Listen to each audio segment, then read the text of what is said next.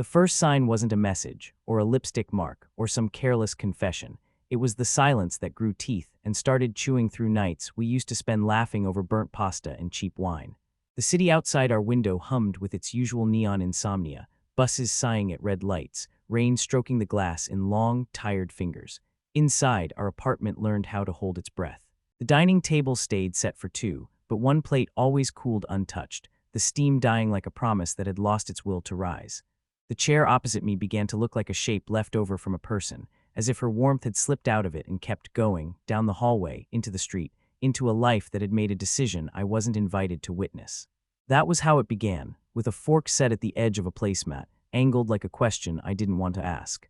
I started doing the dishes slower, not to savor anything, there was nothing to savor, but because it gave my hands a job when my mind was busy circling the same small, dark room.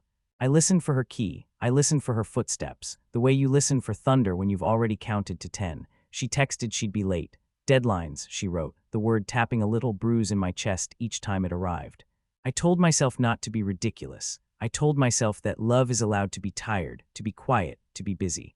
I told myself this until the water ran cold and my fingers went numb, and I held them under the yellow kitchen light like they belonged to someone.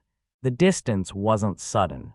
It was a craftsperson. It measured weeks and cut them along the grain. We became experts in logistics, who would grab coffee, who would order groceries, who would send the rent. Conversations grew handles and wheels and rolled away from us. She started with "I'm exhausted," and I started with "I know." Our hugs had a timer built into them. When she sat on the couch, she floated just off the cushions, a careful astronaut avoiding crash landings. The music she played changed, too fewer lyrics, more static, instrumentals that kept their secrets in minor keys and ended before they got to the chorus. Her phone began to face down on the table. A small mercy that felt like a verdict. Rain helped me pretend it was the weather's fault. It gave the windows a reason to look sad. In the mornings, light came in gray and undecided, and the floorboards cooled as if to say, "Today will be survivable if you are quiet." I learned the weight of her new perfume by how lightly it lingered after she left. I learned the new rhythm of the shower when she didn't need the mirror to fog, because she wasn't staying long enough to trace hearts and initials in it anymore. I learned, disastrously, to interpret the way she smiled. The smile had a new seam down the middle, half kind, half somewhere else. Discovery wasn't dramatic. There was no cinematic drop of a phone, no stranger's number tattooed in neon across the lock screen. It happened on a Tuesday that behaved like all the other Tuesdays, sensible shoes and long emails. I was looking for the charger in her work tote because mine had frayed, an ugly little wound at the base of the cord. The tote breathed paper and ink and her lemon hand cream.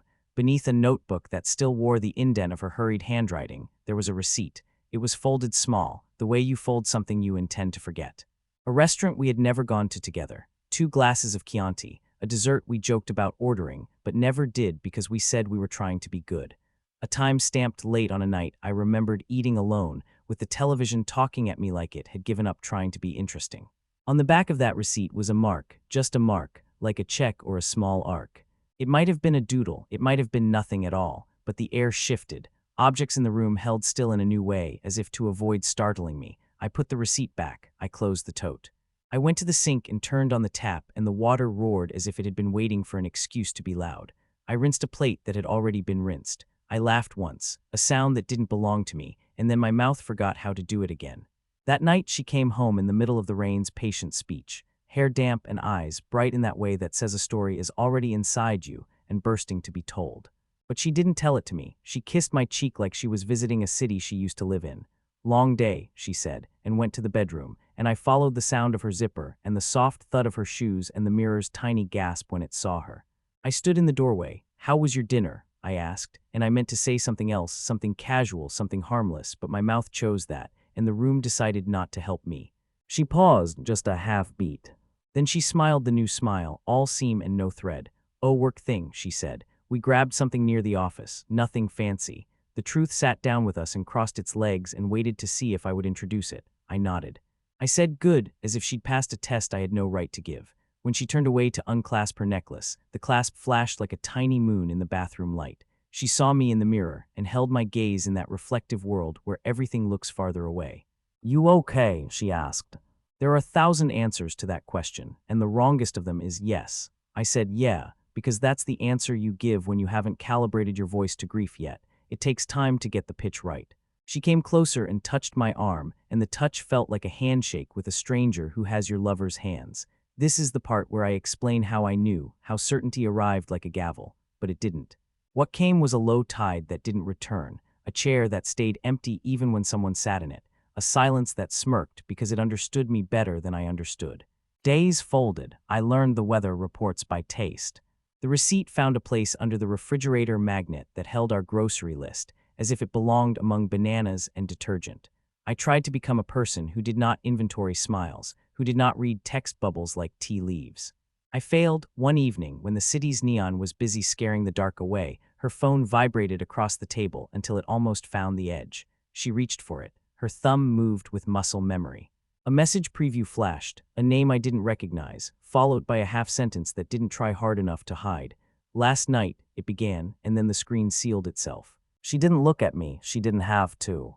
I saw her see my seeing. She put the phone face down and smiled the smile that apologized to no one. It wasn't cruel, exactly. It was a smirk of someone who believes the storm already passed over and left the furniture where it lies, so why worry about rain when you're already soaked? "Don't start," she said very softly, and the softness hurt worse than any shout. The hum of the traffic outside sounded like applause for a play I hadn't realized I'd been acting in. In the kitchen, a drip started under the sink. The kind that doesn't ruin anything right away, the kind you can ignore. I turned the tap tighter. It kept speaking in its small, insistent way. She walked past me, and the scent of her, citrus and rain and something sweet I couldn't place, made a map of a life that was changing its labels. I put my hands on the counter to keep the room from shifting. "Tell me," I said finally, and my voice carried no weapon, just an empty bowl. She leaned in the doorway with one hand on the frame, like she needed the architecture to hold her. "You don't want the details," she said. "Trust me." The rain got louder suddenly, or maybe it found the courage to be honest. "I want the truth," I said. "The truth is a detail too." She took a breath and let it out through her nose, slow. She came closer, so close I could count the microflinches around her lashes. "I'm not happy," she said. "I haven't been. I tried. I swear I tried." The words were careful, wrapped in bubble wrap to prevent breaking on delivery. "Is there someone else?" The question had been living under my tongue for weeks, and finally found a door. She didn't answer right away. She didn't have to. The pause became a person in the room. The smirk returned, not triumphant, not nasty, just tired and certain. "Maybe," she said. "It's complicated." And then she did something I will never forget. She reached up and touched my face, a thumb under my eye as if to catch a tear that hadn't fallen yet, and said, "We can be adults about this." The drip under the sink kept time. The rain pressed its forehead to the glass. The city exhaled. "Adults," I repeated, and the word felt like a knife with no handle. She moved away, and the space between us became a hallway I would have to learn to walk. In the refrigerator, a light switched off because the door had been open too long. That's how it is sometimes. The universe sends you a very small signal that you should close things. I didn't. I stood there and watched my breath in the glow, and thought about the receipt and the dessert, and the way her smile had learned to keep something for itself. I thought about how you can love someone honestly and still be the last to know the truth about your own house. Later in bed, inches apart and continents away, I listened to her breathing and counted the seconds between them, not because it meant anything, but because counting is what you do when math feels kinder than feeling. When she turned in her sleep, her hand brushed mine and didn't stay. In the ceiling corner, a small shadow shifted, a moth or maybe the ghost of a mosquito that had outlived its summer. I stared until the room rearranged itself into something I could endure. That's how the night ended, with her smirking memory at my back and my eyes open, waiting for morning to decide whether it would arrive at all. The next morning, while she showered, her phone lit the bedside table again, this time with a full message preview, and a name I knew too well from stories she thought I wasn't listening to, and the first word on that screen was tonight. There's a kind of quiet that follows a small explosion.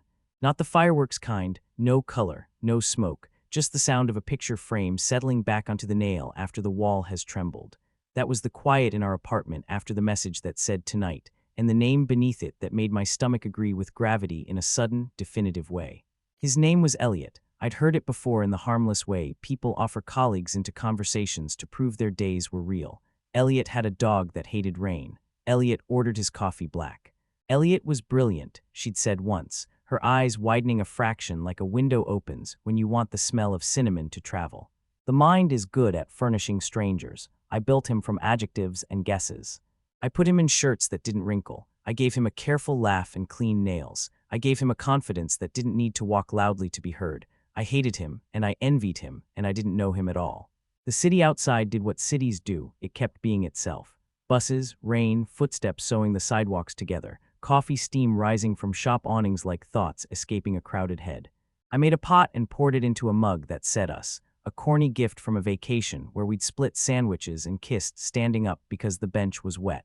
The word looked ridiculous in my shaking hand. The receipt moved again. I had put it back under the magnet. Then I took it down. Then I put it in the junk drawer where rubber bands go to die. Then I took it out and flattened it on the counter like a map. A small grease stain shone where a candle had guttered. 2 glasses, 1 dessert, a time. His name didn't appear anywhere on it, but it was there, like lemon zest. You can't see it, but it's what makes the whole thing taste like something. Sleep stopped being a place I could live. Nights became long hallways with doors that opened onto scenes I had to watch. Her leaning across a table, a candle whispering against the glass, the smirk that wasn't cruel but refused to apologize. In those dreams, I was always seated at a table too, but the chair was half an inch too short, so I had to look up to speak. In the mornings, I found myself already halfway to making the bed while she was still in it, as if tidiness could keep the truth from spilling onto the floor. I tried the brave things. I went for runs in the rain, the droplets stitching my shirt to my skin, the pavement grumbling underfoot like it had a right to my weight. I cooked meals and ate them warm, even if she texted late. I scrubbed the pan until it reflected my face back to me, surprising and older, a man who had learned something he didn't want to know. I watered the plant in the corner that had started to curl, talking to it like a necessary fool. Stay, I told it. Please don't make everything live. And I did small, cowardly things, too. I scrolled through her social photos, looking for a hint in the comments, the extra exclamation, the friendly heart that looked too comfortable. I watched for patterns, which days the smirk arrived, which nights the silence toured the apartment and checked the locks. I even typed his name into a search bar one night and stared at the results as if Google could keep me from drowning. There were too many Elliots and none of them were hers. I closed the laptop, and the screen reflected my face again, this time framed by the rain-scribbled window behind me. Weeks passed like a careful procession. We practiced a choreography of gentleness. We did not shout, we did not accuse. We drifted like 2 boats that knew how to signal but not how to dock. She worked late, I slept early, then not at all. The drip under the sink grew bold and became a tap, then decided mercy was fashionable and stopped by itself, which made me suspicious of plumbing and fate. The plant, for what it's worth, decided to live. It put out 1 new leaf that reached toward the window, as if pointing the way to a door I hadn't noticed. The turning point didn't announce itself with symbols. It arrived as a smell. Her scarf on the back of a chair carried a cologne that wasn't mine, wasn't hers, and wasn't a department store pretending to be a forest. It was quiet and expensive, cedar with something like smoke, the kind of scent that knows you'll ask about it but doesn't plan to answer. I held the scarf and pressed my face to it, and realized I was grieving a person who still had a key to my house. When I finally saw him, it was by accident, or maybe accidents are just the gods jogging past you and deciding not to say hello. I had left the apartment to let my thoughts make noise in a place with other people's chatter to muffle it. The cafe 2 blocks over was all chalkboard menus and purposeful laptops. I stood in line behind a woman who smelled like rain and books. When I turned, I saw her, and I saw him, not touching, not laughing, not anything that would save me. They were sitting across from each other, coffee black in his hand. He was the man I had built, careful, ironed, confident without volume. He looked up as if drawn by the magnet of the gaze I didn't know I was hurling across the room. Our eyes met and something passed between us, recognition without context, a handshake in a language neither of us spoke. She saw me next. Her face did a tiny choreography. Surprise, calculation, the smirk. No, not a smirk this time. A tremor, then something like kindness. She stood and I stood, and the cafe made a space for the moment without meaning to. Hi, she said, as if we'd bumped into each other in a grocery aisle hunting the same brand of olives. This is Elliot. He rose. He didn't extend his hand. I didn't either. The rain made the windows honest again, streaking the view until the world outside looked like it was being painted by someone who couldn't decide. He spoke first. I'm sorry, he said. His voice was steady. It annoyed me that it was steady. He didn't finish the sentence because there are not enough words in any language to draw a neat border around what he meant. She looked between us and then at the empty chair beside me, the one that had always been hers. We should talk, she said to me. Not here. The cafe, with its chalkboards and competence, agreed. I left without coffee. Outside, the rain found my collar. I walked back to our apartment. The elevator was crowded with lives that had nothing to do with mine. A boy with a skateboard, a woman holding a cake box like a hope you have to carry with both hands, a man in a suit reading numbers on his phone as if they were prayers. In the apartment, I opened the window to let the city in. It came willingly. I made 2 cups of tea and left one untouched on the table. I put the receipt beside it and waited, because that's what a person does when his life asks him to sit. There's a kind of resilience that doesn't look like strength. It looks like someone putting a plate in the dishwasher without breaking it. I made a list of things that were true even if nothing else was. My name, the plant's name, it didn't have one, but I gave it one, Frank, because Frank sounded honest. The hum of the refrigerator, the fact that rain smells like petrichor because dirt remembers how to be new when it's wet. I wrote them down. I read them back. It helped for 11 seconds at a time. When she came home, she didn't say, "We need to talk." She said my name, and it landed in the room like a glass put down on a coaster. Careful practice trying not to leave a ring. We sat at the table under a light that made her cheekbones sharp, and my eyes looked like I hadn't been sleeping. She reached for the tea and brought it to her mouth and didn't drink, and then put it back down like a promise she wasn't ready to keep. "I don't want to hurt you," she said. "People say that when the hurting is a mile behind them and they can no longer hear you calling their name through the rain." "Then don't," I said, and it sounded childish even to me. She looked at the receipt. She touched it with one finger like a priest touching a relic that failed to save anyone. "It started small," she said. "I was lonely. There are perhaps kinder ways to be stabbed." I felt something in my chest unclasp and fall. "I loved you," I said, and I meant the tense. "I love you," I corrected, and that was the turning point inside me, admitting that both sentences could be true at once. "I don't know what I want," she said, and for the first time in weeks there was no seam in her smile, because there was no smile. Just a face that had run out of ways to be brave. "I'm sorry," she said, and this time the words were not careful. They were messy and real, and they landed on the table between us like rain after a long, hot day. We sat in that weather for a while. When she finally stood, she didn't touch me. She took her scarf, the cedar and smoke trailing, and went to the bedroom to pack a bag. The zipper sounded like a verdict written in metal. When the door closed, the apartment exhaled in a way I had never heard. The plant looked at me. Frank and I agreed that survival is sometimes just a matter of watering the right things. I washed the untouched tea down the sink and watched it spin and disappear. The city dimmed its lights and put on its night face. I went to the window and pressed my forehead to the cool pane and made a decision I wasn't ready for but took anyway. I would not chase. I would not beg the rain to stop being rain. I would learn how to sleep with the light on. At 2:13 a.m., the buzzer rang, 3 short presses in a pattern we'd made up for each other years ago, and on the intercom her voice said, "Please, can I come up?" With a tremor that turned my decision into a question I didn't know how to answer. The hallway light flickered like it was trying to remember a story. Someone told it once about endurance. I pressed the intercom. "Come up," I said, and my voice surprised me by not cracking. The elevator took too long, the way elevators do when they know you're watching. I stood with my hand on the doorknob, a man poised between before and after. When the doors opened, she stepped out with no bag and eyes that were doing something my language didn't accommodate. She looked smaller, like someone had let the air out of her spine. Rain had frizzed her hair into curls that had no patience for order. She smiled, but it wasn't a smirk. It wasn't anything rehearsed. It was an attempt at a bridge built too quickly over a river that wasn't done being a. Inside, the apartment did not recognize her. Chairs stayed still like loyal dogs waiting to be told if the visitor could be trusted. She stood near the window and placed her palms on the glass as if she could push the weather away. "I didn't know where else to go," she said. The sentence was true and not true in equal measures. People always have somewhere else to go, but home is not geography, it's gravity, and gravity is not a choice. We didn't touch, we didn't know how to. We stood in the bright sadness of the kitchen and let the hum of the refrigerator fill the spaces between words we had not dared to summon. It's not what I want," she said, and the present tense trembled like a wire in a storm. "I thought," she stopped, she shook her head. "I thought I was drowning and he was a raft, but he's just water that isn't you." The sentence should have been balm. It wasn't. It was a kind of cruelty I didn't think she meant. "Why did you come back?" I asked. "Because you asked the obvious things when the delicate ones would shatter upon impact." She leaned on the counter like she owed it an apology. "Because I remembered how you cut the sandwiches diagonally, even though you preferred straight across. Because you call the plant Frank and you talk to him when you think I'm not listening.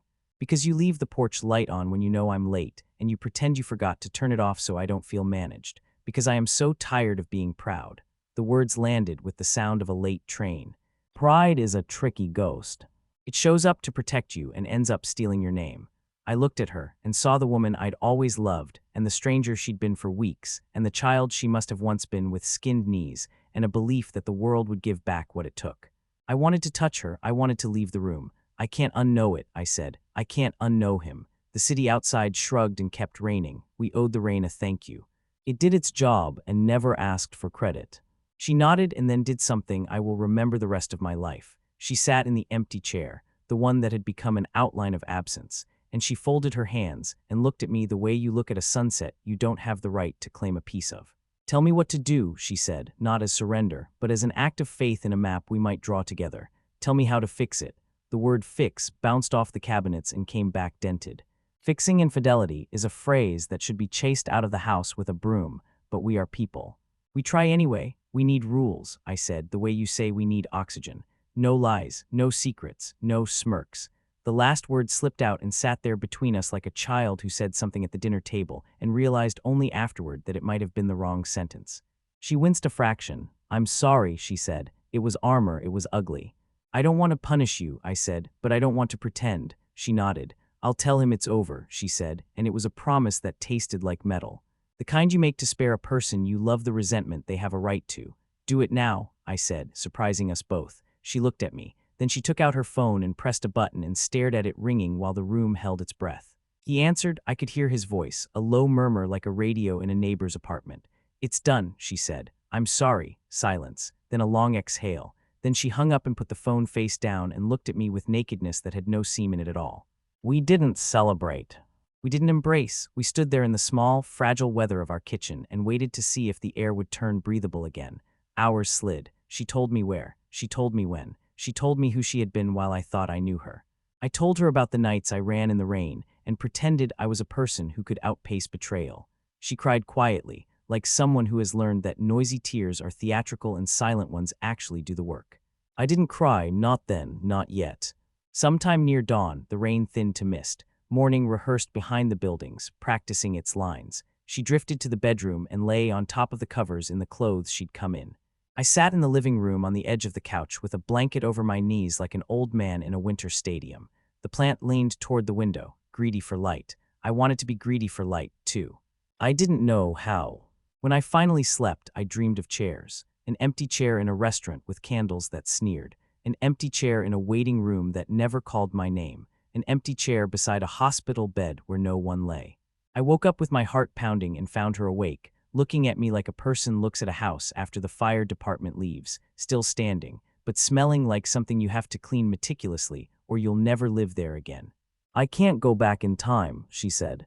I can only show up now. She took my hand for the first time in weeks and placed it over her heart. It beat like it was late for a train. Feel this, she said. It's not an apology you can hold, but it's a start.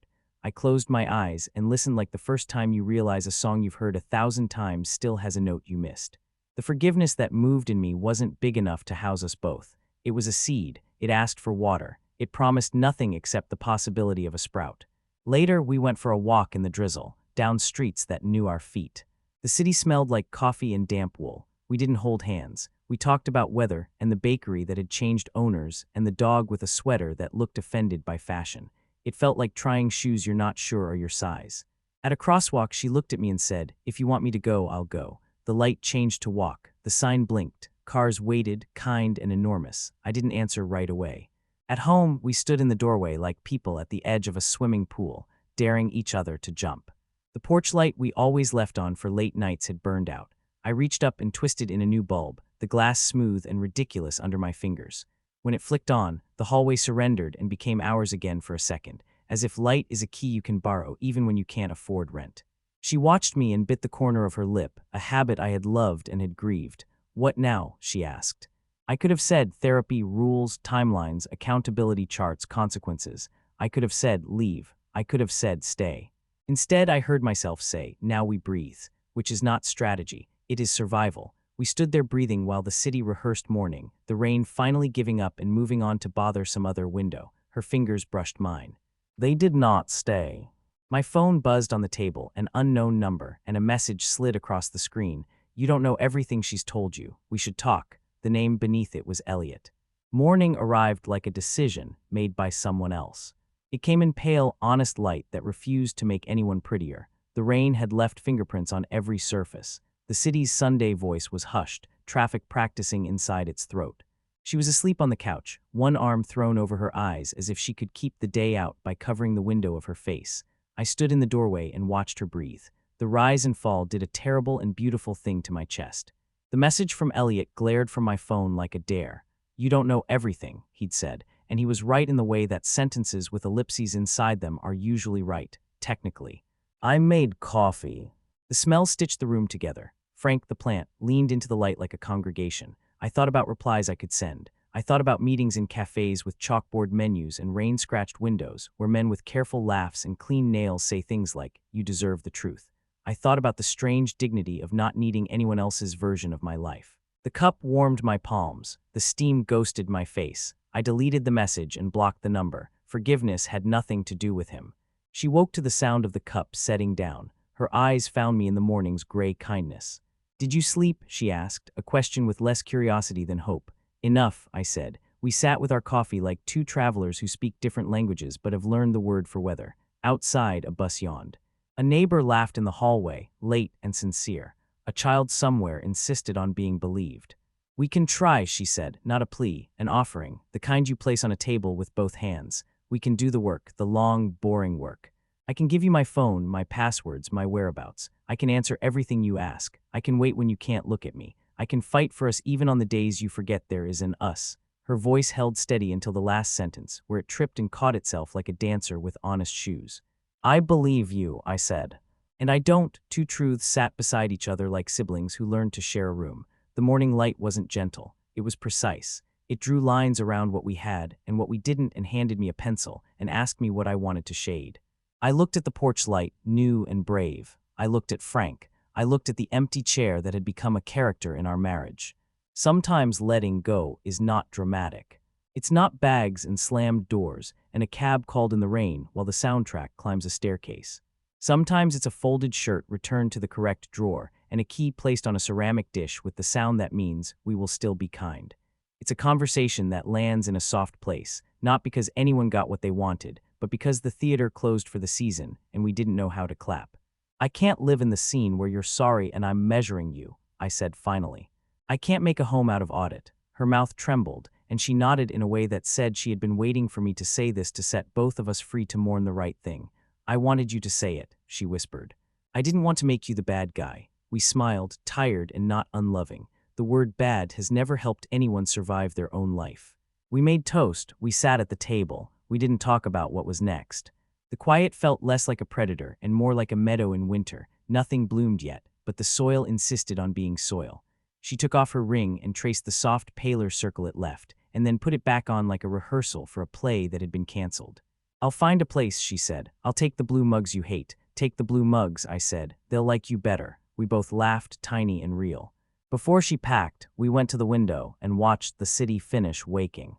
Sun bled through a tear in the clouds. A pigeon landed on the sill and gave us a look people reserve for friends who should know better. "I'm grateful," she said, "for being loved by you as long as I was." Gratitude used to be a word I reserved for waiters and paychecks.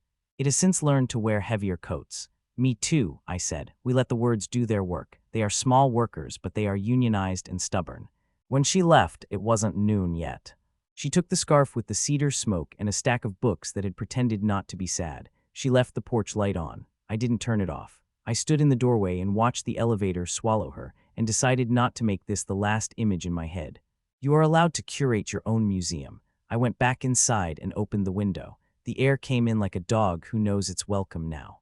Forgiveness arrived sometime in the late afternoon, on quiet shoes. It didn't bring balloons.